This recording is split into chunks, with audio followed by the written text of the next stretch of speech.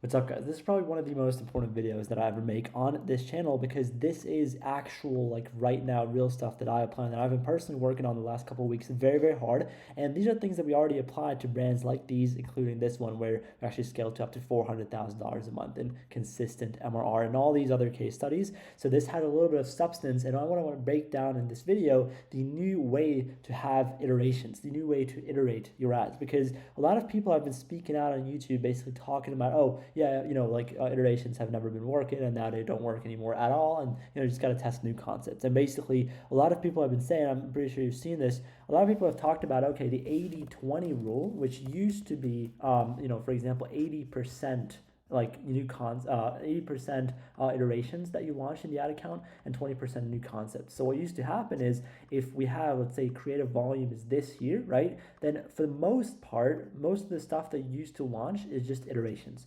The problem with people speaking on this model is that I don't believe people actually understood really well what these iterations really were. And then obviously the new concepts here, they've just basically been super just spamming anything random. And so I believe that the iteration process, especially this 80-20 rule, hasn't changed as much as you think it is. And it still is 80% iteration and 20% new concept, but not how you think it is. And so I'm going to break down how.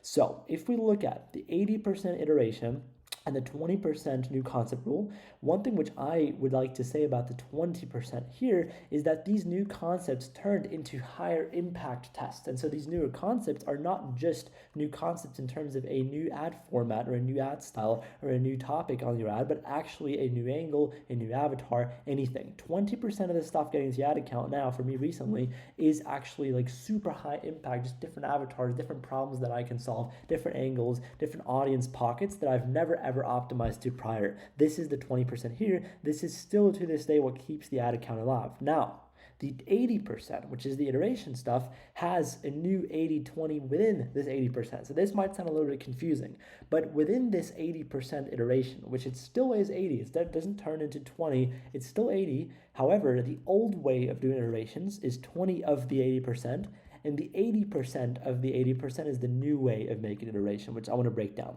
So what is the difference? Basically obviously if you've been around in this channel, you know this, the old iteration process used to be, you had a best winning concept, let's say was the top spender and was the best ROAS and everything was fine. Cool. You needed to iterate on this. Perfect. So what you would do is you would basically look at that concept, remake the same exact ad, just trying different ways to fix the weakest metric. So let's say as an example, let's say your hook rate is weak, it's a video ad.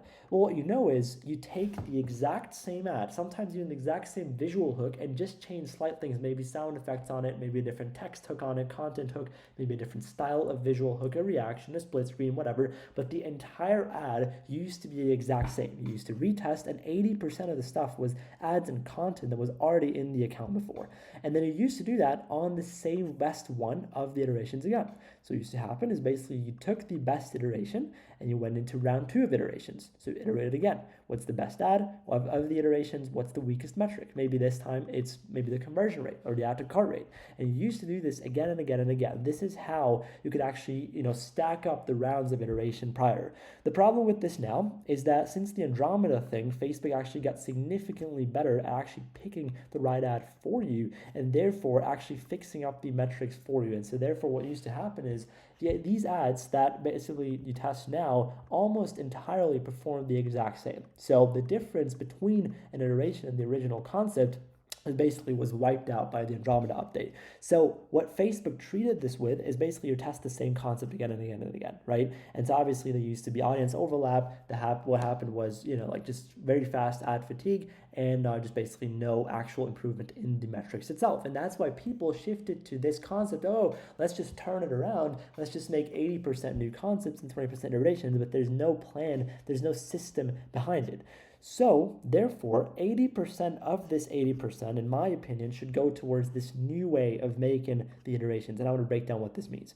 The new way, what it is basically, once again, you take your best performing concept. Obviously, once again, you don't want to iterate on anything that is performing bad. And you can't iterate your way out of a terrible ad that hasn't changed at all. In fact, it probably got harder. And so the thing is, now what you do is you look at the weakest metric and you only change that, but you combine that with a new concept. And so what this looks like is, let's say once again, same example, you have a hook rate problem. So what that means is you test your ad, your best performing ad is a 30% hook rate, you want to get it up to 50 to 60%. Okay, so what you do is you basically make a bunch of new concepts. I just put here for example, ideally you want to do much higher volume than just 4 ads, maybe 20, 30 sometimes. So what you do is you make completely different scripts, completely different concepts, completely different styles of ads, but just basically keep that one variable the same that was working, and the one that wasn't, you change up. And so what this looks like is, let's say you have a hook rate problem.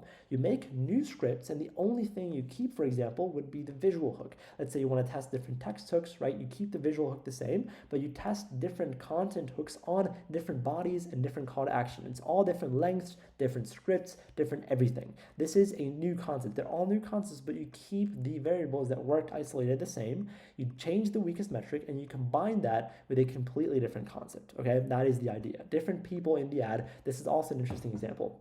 Even though the visual hook stays the same, probably the person in the visual hook might change, right? So for example, what might stay the same is, let's say, the frame or the background or the position where the visual hook, the original, is filmed. The rest might change. And so is everything else. And so what you do is basically, you have an entry into your spreadsheet, right? So what that means is basically you keep track of your winning and losing variables, and you basically do this all the time. So you have 2 spreadsheets that you fill out every single time consistently, and you actually just have one entry, one single thing. So you know usually, obviously, what the best metric was and what made it good, and what the weakest metric was. And you only keep this winning one the same, change the losing, and obviously just completely everything else change as well, just combine it with new concepts. Now, when you did this and you find the best iteration, because now with this strategy opposed to the old one, you're going to actually have bigger differences in the metrics, what you do is you just retest. And you can still do this. You can still take the weakest metric of this and once again just combine it with completely new concepts. These concepts had nothing to do with these concepts. However, the only thing that they do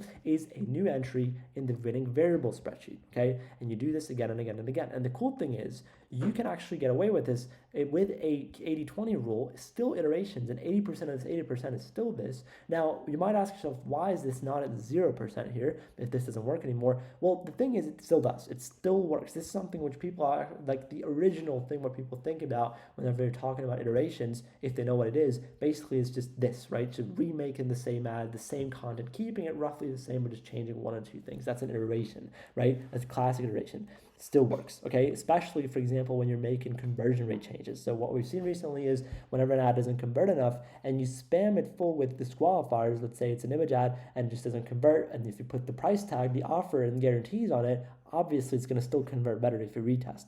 And the same way, obviously, you want to keep doing this 20% of the 20%. So it's not like 20% of the 80, sorry. So it's not a lot, but it still happens. It still comes into the ad account, right? And again, I want to make sure that you understand this.